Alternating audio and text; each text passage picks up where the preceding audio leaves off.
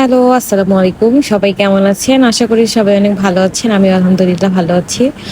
আপনারা কে আমড়া দিয়ে ডাল খাইছেন? ভাই বিশ্বাস করেন খেয়ে দেখবেন। আমড়ার ডাল সত্যি অনেক বেশি মজা লাগে। টক ডাল, টক না মানে ডালটা হচ্ছে গিয়ে বলে আমড়ার টক ডাল কিন্তু আসলে টক ডাল না এটা। ডালটা ডালই থাকে।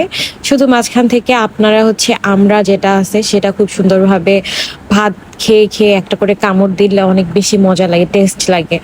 তো আমি সচরাচর হচ্ছে প্রেসার কুকারে আমড়ার ডালটা রান্না করি। আমরা জাস্ট ছেলাই নেই, নিয়ে তারপর হচ্ছে আমড়াটা ডালের মধ্যে দিয়ে জাস্ট সিটি মারি ৪-৫ টা।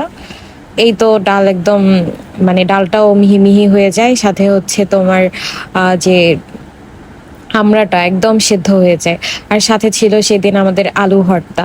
আলু ভর্তা কে পছন্দ করে না আমি জানি না। তবে মোস্ট অফ দ্য মানে পিপল অফ বাংলাদেশ আমার মতে হচ্ছে পছন্দ করে। আমার যেমন হচ্ছে ডাল ভর্তা ভীষণই ভাল লাগে।